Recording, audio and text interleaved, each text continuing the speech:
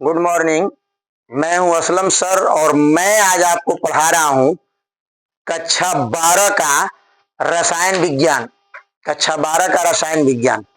और इसमें मैं एक बनाया था कल, उसमें मैं निकाला था उन्नयन स्थिरांक ज्ञात कीजिए।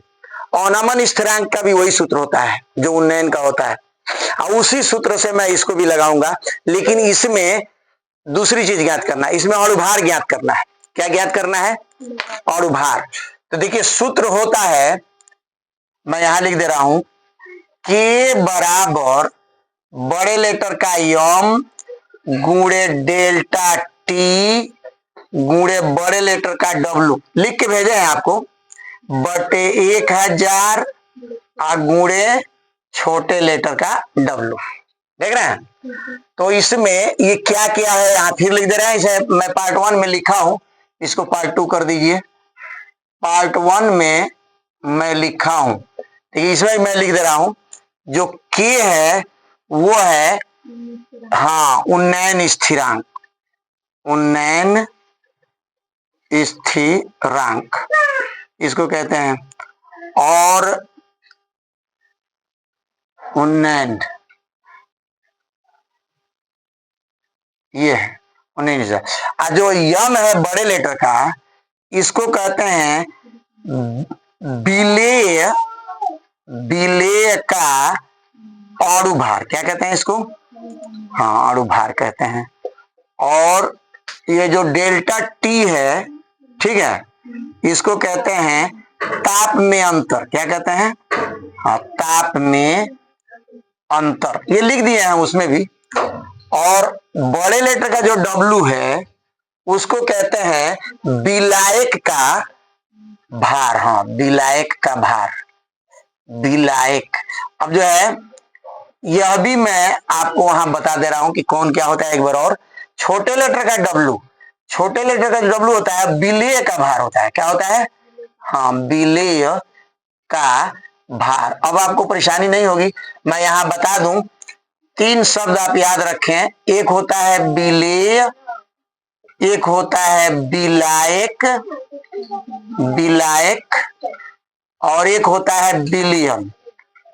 तो जब ये शब्द आपके सामने आ गए, विलेय का मतलब आप याद रखिएगा चीनी या नमक। क्या करेंगे? चीनी कहिए या नमक। तो आप याद रखिएगा कि चीनी या नमक जो होगा, सुने, वो जो है विलेय होगा, घुलने वाला। तो मैं यहाँ चीनी या नमक लिख दे रहा हूं। विलायक जब आए तो उसको आप समझिए पानी। क्या समझेंगे? पानी या दूध, लिक्विड। अब विलेयन का मतलब होगा शरबत।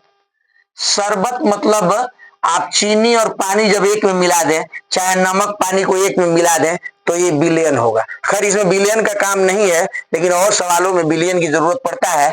विलायक की जरूरत है, इसमें विलेय की जरूरत है।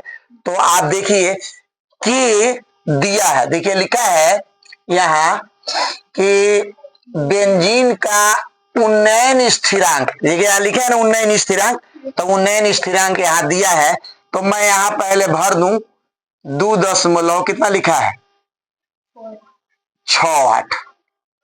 और यह भी दिया है विलेय का, नहीं ये निकालना है विलेय का अणुभार। इसको प्रश्नवाचक चिन्ह यहाँ लिख दें, कैसा रहेगा? देखिए डेल्टा टी यानी ताप में अंतर दिया है। क्या डिग्री है? 0 बोलिए 4 डिग्री सेंटीग्रेड है।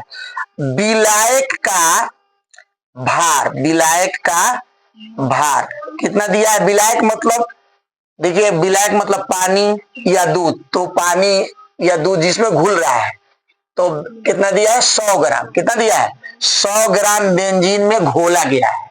तो जिसमें घोला गया है वही विलायक है। तो यहाँ 100 ग्राम भर दीजिए। आज जितना घुला है वो विलेय है। कितना घुला है? 2.5। अब यही इसमें भर के हम लगा दे रहे हैं। लगा दें? तो देखिए के को पहले ही भर लीजिए, मैं इसको घेर दूं ऐसे। के को पहले ही भर लीजिए, ये 2.68। यम ज्ञात करना है, यम को यम में लिखिए। डेल्टा टी कितना दिया है? 0.4। बड़े लेटर का डब्लू कितना दिया है? 100 लिखिए। बटे में आइए, ये 1000 उतार लीजिए। छोटे लेटर के W कितना दिया है 2.5। थोड़ा सा आप लोगों को काटने पीटने में दिक्कत होती है, वो भी अपनी परेशानी आप दूर कर लें। कैसे काटा जाता है मैं आपको बता दूंगा। अब क्या करें कि हम इसके नीचे एक लिख के तिरछा तिरछी गुणा करेंगे, क्रॉस मल्टीप्लिकेशन। इसका गुणा हम इसमें कर दें, हर रंग में, इसका गुणा इसमें कर दें, करें। चलिए तो देखिए इसका गुणा इसमें कर दें, केवल सीधा लिख दे रहे हैं। यहाँ देखिए यम, बड़े लेटर का यम लिख दीजिए, यम गुणे 0.4 गुणे 100। अब बराबर इसका गुणा इसमें करिए 1000। अभी नहीं काटेंगे, पूरा गुणा कर लें आसानी से तब काटेंगे।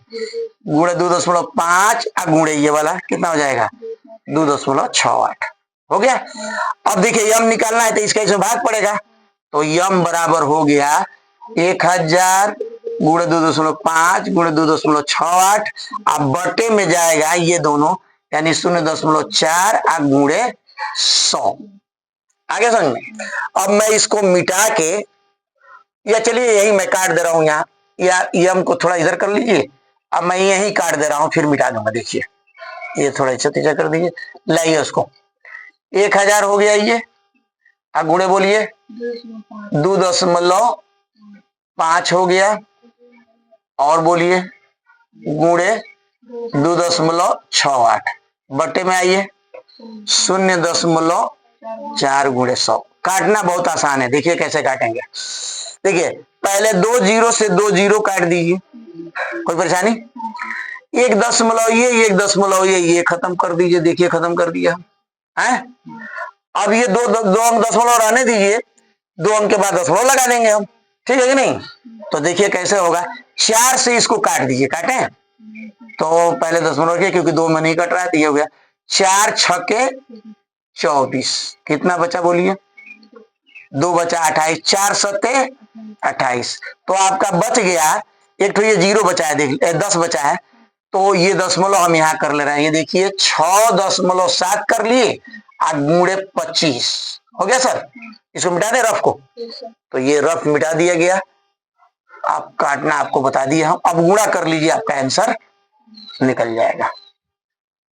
ये देखिए उसमें देखिए दिख रहा है ना साफ साफ। हाँ चलिए गुणा कर रहे हैं। देखिए आप रफ पर गुणा कर लीजिएगा, है समझ में। हाँ 25 सत्ते 175 के 5 हाथ में आया 17। आप 25 छके 150, 25 छके 150। क्या परेशानी है, ये नहीं दिख रहा है। चलिए कहां तक दिख रहा है बताइए। तो इधर आंसर लिख दें। चलिए यहाँ लिख दे रहे हैं, यहाँ दिख रहा है यहाँ। चलिए इधर हम यहाँ कर दे रहे हैं। चलिए यहाँ कर दे रहे हैं बराबर। देखिए इसका गुणा 25 सत्ते 175 के 5 हाथ में 17। आप 25 छके 150 कितना हुआ। 150 में आप कितना जोड़ेंगे 17। कितना जोड़ेंगे खाली 17। हाँ तब 150 में आप यहाँ जोड़ लें, 150 में 17 जोड़ लीजिए, ऐसे होगा। देख रहे ना। तो 167।